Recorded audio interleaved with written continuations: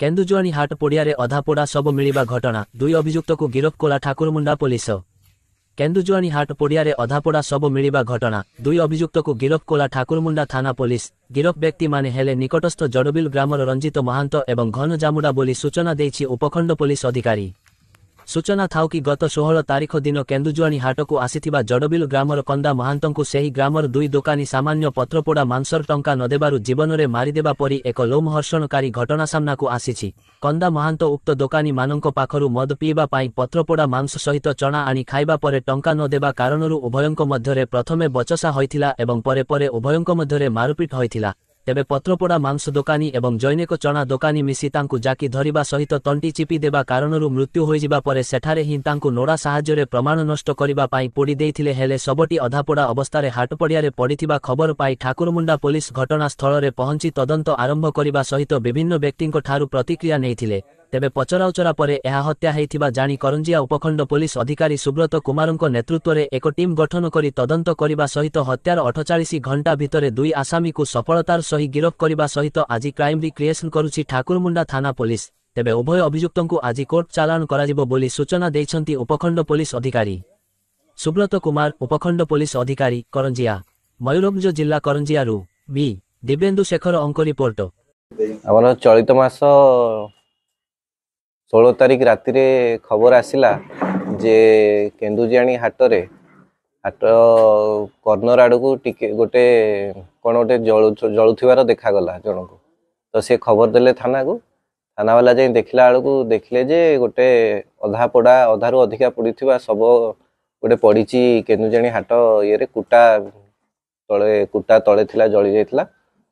तापरे आमे सेठी गाड़ी देलु। ता पर दिन राति चिन्हट पाई भी चेष्टा करा जाइथिला। चिन्हट हेई पार नथला, अननोन थिला, अनआइडेंटिफाइड थिला।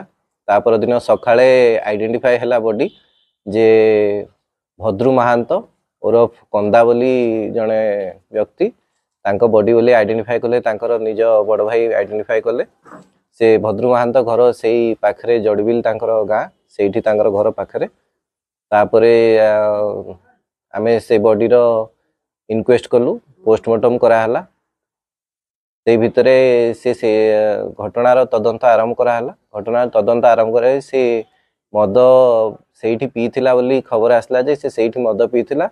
मद आउ से चना वाला थिले आ पतुआ बिक्री करथुले। सेई पाखरे तांकर किछि पाटिंड हेतला बोली इनिशियल प्राथमिक तदंत रे किछि आसिला। तापरे आमे जेते जण मदवाला अछंती सेठी आमे धरिलु तांकु मद चाखणा जेते बिक्री करथले समस्त इंट्रोगेशन करागला लास्ट 2-3 दिन रे। फाइनली आमे बाहरला जे हमरो रंजित महांत आलियास जटिया जे कि सेठी चना बिकुथले आउ घन जामुडा आलियास कटरा ए दी जण मिसिकी तांकर गोटे घन पूर्वर शत्रुता तो कुहा जीवन किंतु झगड़ा हेतला घन जामुडार। आउ से मद पीकी माताल हेकी चिलाचिली करथिला। घन थरे जाइथिला क्रिकेट खेलिबा को ता घर पाखकु डिसीज्ड घर पाखकु सेठी भी तांकर सेठी टिके पाटिंड हेतला घनर राग थिला। आउ रंजित महांत डिसीज्ड वंशर भाई भी लागिबो।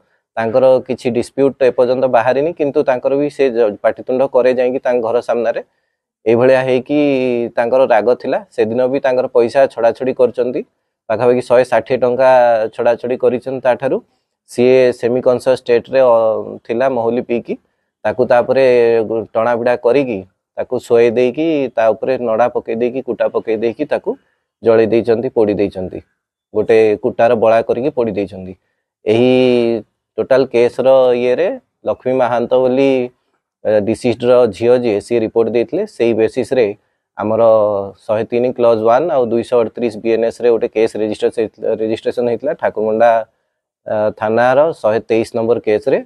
ए केस रो आईओ ओआईसी सावित्री दळई आउ तांको असिस्ट करथले एसआई रत्नाकर बारिक आ हमर ठाकुरमुंडा पीएस रो एंटायर टीम ए केस रो पर्दाफाश करचंती।